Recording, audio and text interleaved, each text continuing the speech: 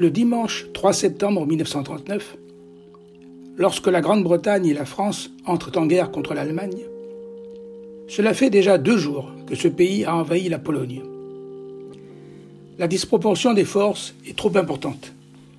L'Allemagne engage 14 divisions blindées, les Panzerdivisionen, et près de 2500 avions, contre 11 brigades de cavalerie, seulement 2 brigades motorisées et quelques 300 avions en état de fonctionnement mais obsolètes. Les Polonais ne manquent pas de courage. Mais que peuvent des charges de cavalerie contre des blindés? Dans un ciel clair et dégagé, l'aviation allemande s'assure la maîtrise des airs et bombarde les aérodromes, les nœuds routiers et ferroviaires, les centres industriels, les concentrations de troupes, sans distinguer entre objectifs militaires et cibles civiles. Le 3 septembre, les Allemands ont déjà conquis le couloir de Danzig et atteint la Vistule. Cracovie au sud sera occupée dès le 6. Les faubourgs de Varsovie atteints le 9. Lvov le 12. Les 2 groupes d'armées allemands, nord et sud, font leur jonction, prenant en tenaille le gros des forces polonaises. Ainsi, en une dizaine de jours à peine, la guerre est perdue pour les Polonais. Leur capitale est encerclée et sévèrement bombardée par l'aviation. Mais elle ne capitulera que le 27 septembre, au prix de 40 000 morts parmi la population. Le coup de grâce sera donné par l'Union soviétique, qui, conformément au protocole secret additionnel du pacte germano-soviétique, pénètre à son tour en Pologne le 17 septembre, officiellement pour protéger les populations ukrainiennes et biélorusses qui vivent à l'est du pays. Pour les Polonais, la surprise est totale. En quelques jours, les Soviétiques atteignent Vilna, Brest-Litovsk, Lvov et font leur jonction avec les forces allemandes. Le général allemand Guderian et son homologue soviétique Krivoshein se rencontrent et décident d'organiser un défilé militaire commun. Du côté polonais, il n'y a plus de défense organisée. Le gouvernement a fui en Roumanie avec le haut état-major pour ne pas être capturé. Les dernières unités polonaises se rendent le 3 octobre et le 6, la guerre en Pologne est déclarée officiellement terminée. Le bilan se chiffre pour les Polonais à 266 000 tués et blessés et 700 000 prisonniers, contre, officiellement, 35 000 tués et blessés et 5 000 disparus du côté allemand. La Pologne, après l'Autriche et la Tchécoslovaquie, est rayée de la carte et démembrée. La partie orientale est annexée aux républiques socialistes soviétiques d'Ukraine et de Biélorussie, tandis que Danzig et la Poznanie sont annexés au Reich et que le centre du pays, autour de Varsovie, devient un gouvernement général, entité administrative totalement soumise à l'arbitraire nazi, sous la direction du fanatique Hans Frank. Pendant ce temps, qu'ont fait les Franco-Britanniques? Malheureusement rien, ou si peu, alors que l'armée allemande a engagé l'essentiel de ses troupes en Pologne et ne peut opposer à la centaine de divisions françaises et britanniques qu'une vingtaine de divisions presque toutes de réserve et de faible qualité. Pourtant, le protocole d'accord militaire franco-polonais prévoyait, en cas d'invasion de la Pologne par l'Allemagne, une action aérienne immédiate et une action offensive généralisée à partir du 15e jour après le jour initial de mobilisation. En fait d'offensive généralisée, l'armée se contentera le 5 septembre d'actions de reconnaissance en Sarre, suivies le surlendemain de l'occupation de quelques villages frontaliers allemands tels que Lauterbach, Geringen, Niederdeldorf, au demeurant vide de tout habitant. Les Français n'ont pénétré en Allemagne que de quelques kilomètres et la ligne de défense allemande, la ligne Siegfried, n'a même pas été atteinte. Mais cela permet de montrer aux actualités cinématographiques des soldats français patrouillant dans les rues désertes de villages allemands, la caméra s'attardant sur les enseignes en lettres gothiques. Ce que ces actualités ne disent pas, c'est que le généralissime Gamelin a ordonné dès le 12 septembre la cessation de cette offensive. La détérioration de la situation en Pologne ne la rend plus nécessaire. Est-ce du réalisme ou du cynisme?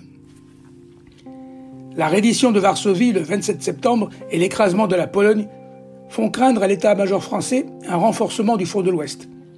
Et Gamelin décide d'évacuer les maigres conquêtes françaises en Sarre et de replier ses forces à l'abri de la ligne Maginot dans la nuit du 3 au 4 octobre.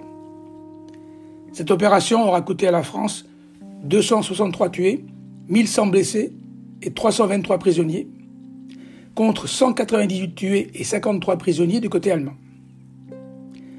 À partir du mois d'octobre, les belligérants vont se contenter de s'observer de part et d'autre de la ligne de front, l'arme au pied. C'est le début de la drôle de guerre, pour reprendre l'expression de Roland d'Orgelès dès ce mois d'octobre dans un article de l'hebdomadaire Gringoire. On nommera cette période de la guerre la Folly War en Grande-Bretagne, la fausse guerre, et la Sitzkrieg en Allemagne, la guerre assise. Le quotidien du soldat français ressemble à une vie de cantonnement. On évite tout tir d'artillerie contre les forces allemandes situées au-delà du Rhin, car on craint des représailles. Les Français demandent même aux Britanniques de ne pas bombarder les centres industriels allemands de Rhénanie, toujours par crainte de représailles. En fait de bombes, les avions anglais se contenteront de lancer des tracts au-dessus de l'Allemagne. Mais l'inaction est mauvaise pour le moral des soldats. Il faut les occuper, en les envoyant au champ pour aider les agriculteurs, ou en leur offrant des spectacles grâce aux théâtres armés et à la venue d'artistes de music-hall comme Maurice Chevalier ou Joséphine Baker. Sans oublier le courrier et les permissions qui permettent de s'échapper quelques instants de ce mort d'ennui. La propagande est alors la principale arme de guerre. Elle est confiée en France à l'écrivain Jean Giraudoux, qui est nommé commissaire général à l'information. Mais la propagande française se limitera à des slogans quelque peu naïfs, tels que « Nous vaincrons parce que nous sommes les plus forts ». En Allemagne, la propagande bénéficie de plus de 7 années d'expérience sous la direction de l'expert qu'est Joseph Goebbels. Plusieurs stations de radio émettent en langue française. La plus connue est sans doute Radio Stuttgart, où officie le journaliste d'extrême droite Paul Ferdonnet, surnommé le traître de Stuttgart. Cette propagande, dont le but est de saper le moral français, mélange habilement vraies et fausses informations, parvenant à donner le sentiment que les Allemands sont parfaitement renseignés sur ce qu'il se passe en France, renforçant le mythe d'une 5e colonne d'espions dans le pays. Une campagne anglophobe est également lancée, avec des slogans tels que « L'Angleterre entend combattre jusqu'au dernier français » ou « L'Angleterre fournit les machines alors que la France fournit les poitrines ». Est-ce à dire qu'il ne se passe strictement rien sur le front? Non. Certains militaires ne supportent pas cette inaction et ainsi se créent des deux côtés des petits groupes de corps francs composés de volontaires qui franchissent les lignes adverses pour les coups de main. Un de ces hommes est un lieutenant, du nom de Joseph Darnan. Il s'est déjà illustré pendant la précédente guerre en faisant prisonnier le 14 juillet 1918 27 Allemands d'état-major et en récupérant des documents permettant de connaître le plan d'offensive allemand. Pour ce coup d'éclat, il a été décoré de la médaille militaire par le général Pétain en personne. Combattant volontaire au début de la Seconde Guerre mondiale, il est décoré de la Légion d'honneur pour avoir recherché un territoire ennemi le corps de son chef tué lors d'une opération de reconnaissance, ce qui lui vaudra d'apparaître en couverture de l'hebdomadaire Match en mars 1940. Il est devenu un héros national. Mais nous réentendrons parler de lui dans des circonstances, hélas, bien plus dramatiques. Français et Britanniques souhaiteraient en réalité pouvoir gagner la guerre sans devoir la faire. On mise sur une guerre économique, grâce au blocus maritime de l'Allemagne. Mais c'est oublier que ce pays est ravitaillé par les pays neutres. Tungstène du Portugal et d'Espagne, minerai de fer de Suède, pétrole de Roumanie, et surtout de la part de l'Union soviétique, livraison de céréales, d'essence, de coton, de platine et autres produits indispensables à la guerre. Pour sa part, Hitler va proposer, dans un discours devant le Reichstag le 8 octobre 1939, une nouvelle offre de paix passablement cynique. Puisque la Pologne a été rayée de la carte, le motif de l'entrée en guerre de la Grande-Bretagne et de la France a disparu. Et il n'existe donc plus de raison de continuer à se battre. Mais Français et Britanniques ne croient plus aux promesses de paix du Führer, et cette offre est sèchement rejetée par Daladier et Chamberlain. D'autant plus qu'au même moment où il présentait cette prétendue offre de paix, Hitler convoquait le 10 octobre ses chefs militaires pour leur donner connaissance de sa directive numéro 6 pour la conduite de la guerre, datée de la veille, ordonnant la préparation d'une opération offensive contre les forces alliées en violant la neutralité de la Belgique, du Luxembourg et des Pays-Bas. Et ce, je cite, à une date aussi rapprochée que possible, soit dès l'automne 1939. L'attaque est d'abord fixée au 12 novembre 1939, mais le mauvais temps oblige Hitler à repousser cette date au 19, puis au 22, et ainsi de suite. Il y aura jusqu'à 29 reports de la date d'offensive en raison de la météo. En attendant, si sur terre et dans les airs, cette drôle de guerre semble retenir les belligérants, il n'en est pas de même sur les mers. En effet, dès le début du mois de septembre 1939, les sous-marins allemands partent en chasse, envoyant par le fond, le 19, le porte-avions britannique Courageous, mais aussi des navires marchands et même purement civils comme l'Athenia tuant 112 passagers. Le 13 octobre, un sous-marin allemand parvient à pénétrer dans la base maritime de Scapa Flow, dans l'archipel des Orcades, au-delà de l'Écosse, et coule en 2 torpilles le cuirassé Royal Oak, avant de repartir sans avoir subi aucun dommage. Par ailleurs, avant même la déclaration de guerre, le cuirassé allemand Graf von Spee a pris la mer pour s'attaquer au trafic maritime de la Grande-Bretagne. Avec son navire ravitailleur, l'Altmark, il se dirige vers l'Amérique du Sud et à partir de la fin septembre, va couler de nombreux navires de commerce britanniques. La Grande-Bretagne décide d'envoyer 3 croiseurs légers à la poursuite du corsaire allemand. L'Exeter, l'Ajax et l'Achille. La confrontation aura lieu le 13 décembre 1939 dans l'estuaire du Rio de la Plata entre l'Uruguay et l'Argentine. L'Exeter est le plus touché par les salves du Graf von Spee et doit se replier vers l'archipel des Malouines.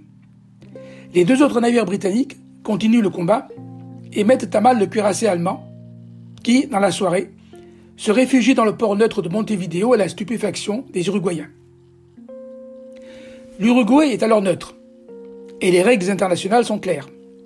Le capitaine du Graf von Spee n'est autorisé à rester avec son cuirassé que 48 heures dans ses eaux territoriales. Au-delà, le navire sera désarmé et son équipage interné. Or, le Graf von Spee est sérieusement endommagé. Il n'a plus de munitions. Et les Britanniques montent la garde à la sortie du port pour lui donner le coup de grâce. Le capitaine du cuirassé allemand voudrait gagner du temps pour pouvoir remettre son navire en état. Mais les autorités uruguayennes ne lui accordent que 72 heures. Aussi, le 17 décembre en début de soirée, devant une foule de 500 000 personnes qui observent la scène depuis la côte, le Graf von Spee appareille pour rejoindre l'estuaire, où son capitaine donnera l'ordre du sabordage avant de se suicider.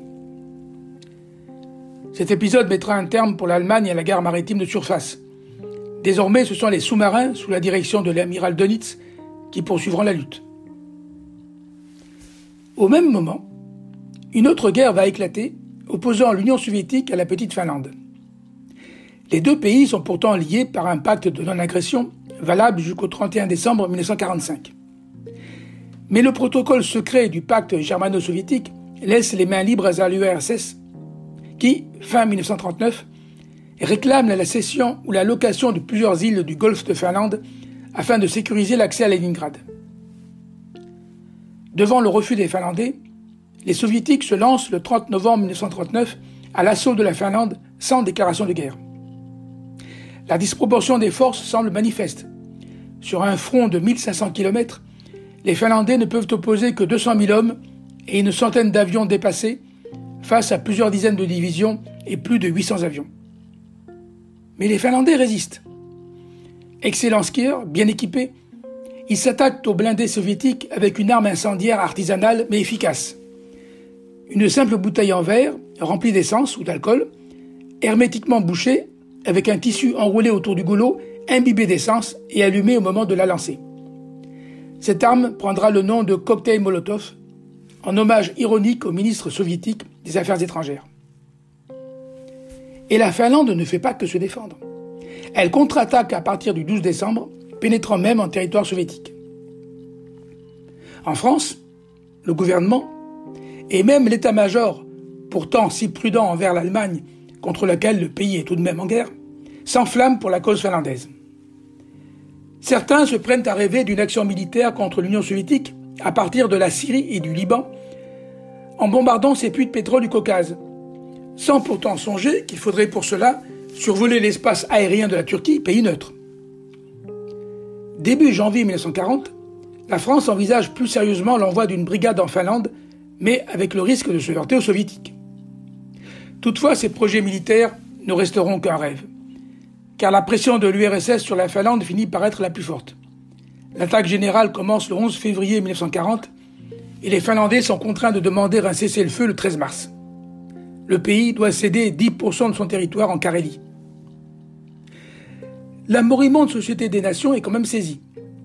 Mais la seule sanction, ce sera l'exclusion de l'URSS le 14 décembre 1939, ce qui n'a guère dû affecter Staline. L'immobilisme du président du Conseil, Édouard Daladier, accusé de mollesse, finira par provoquer sa chute le 20 mars 1940. Il démissionne et est remplacé par Paul Reynaud. Mais peut-on parler d'un renouvellement du paysage politique si l'on songe que Reynaud était ministre des Finances du gouvernement Daladier et que ce dernier conserve dans le nouveau gouvernement Renault le ministère de la Défense nationale? En ce début de printemps 1940, le front occidental est toujours aussi calme. Ce ne sera que le 10 mai, avec le début de la campagne de France, que prendra fin cette drôle de guerre. Mais les armes ont déjà commencé à parler un mois plus tôt en Scandinavie. À la différence des Français, les Britanniques avaient été beaucoup plus réservés quant à l'opportunité d'un soutien militaire aux Finlandais. En revanche, l'approvisionnement massif de l'Allemagne en minerais de fer par la Suède les tracassait davantage. La quasi-totalité de la production suédoise est en effet destinée à l'Allemagne via le port norvégien de Narvik, qui présente le grand avantage de ne pas être bloqué par les glaces en hiver. Churchill propose dès le mois de décembre 1939 de miner les eaux territoriales norvégiennes pour obliger les cargos allemands à rejoindre la haute mer, ce qui permettrait leur interception par la marine britannique. Toutefois, le ministre des Affaires étrangères, Lord Halifax, et le Premier ministre Chamberlain se refusent d'apporter ainsi atteinte à la neutralité norvégienne. Mais, le 16 février 1940, des avions de reconnaissance britanniques repèrent l'Altmark, l'ancien navire ravitailleur du Graf von Spee, dans les eaux territoriales norvégiennes. Churchill sait que ce navire transporte des prisonniers anglais, et il ordonne à sa marine d'arraisonner l'Altmark et de libérer les marins prisonniers, ce qui est fait la nuit même, malgré les protestations norvégiennes contre cette violation de leur neutralité. Pour sa part, Hitler est persuadé que la Norvège s'est volontairement abstenue de s'opposer à l'arraisonnement de l'Altmark dans ses eaux territoriales. Et il demande dès le 20 février au général von Falkenhorst de préparer un plan d'invasion de ce pays et du Danemark voisin. Le 8 avril 1940, les Britanniques décident finalement de procéder à la pose de mines devant le port de Narvik. Mais Hitler les a devancés en passant à l'attaque la nuit même. Le Danemark, qui ne dispose pratiquement pas d'armée de terre ni d'aviation, est occupé en quelques heures, sans aucune résistance. Et l'invasion de la Norvège commence aussitôt. Ce pays neutre ne possède qu'une armée squelettique. Et dès le 9 avril, la capitale Oslo et les principales autres villes du pays tombent. Kristiansand, Egersund, Stavanger, Bergen, Trondheim et surtout Narvik. Cette invasion éclair prend de court français et britanniques. Gamelin parle d'un simple incident de guerre. Mais Reynaud veut réagir avec les Britanniques pour, je cite, « couper l'Allemagne des sources du minerai de fer ». Le Conseil suprême interallié décide de reprendre Narvik aux Allemands. La France enverra des chasseurs alpins et des légionnaires, corps d'élite, sous le commandement du général Audet et du colonel Bétoir. Les Alliés débarquent le 14 avril, à une cinquantaine de kilomètres de Narvik, isolant les forces allemandes retranchées dans la ville. Les troupes de Bétoir parviennent quant à elles à une trentaine de kilomètres de Narvik le 30 avril et prennent la localité de Bjarkvik, verrou ouvrant la route de Narvik. Narvik est prise par Bétoir et ses hommes le 28 mai. Toutefois, la dégradation rapide de la situation sur le front occidental, qui s'est embrasée depuis le 10 mai, sonne l'ordre d'évacuation de la Norvège. Le 8 juin, les derniers Français quittent la ville sur un destroyer britannique et le drapeau allemand flottera à nouveau sur Narvik dès le lendemain. La Norvège est désormais entièrement occupée par les Allemands. Le roi et son gouvernement se sont réfugiés en Grande-Bretagne avec la quasi-totalité de la marine marchande norvégienne, alors la première du monde.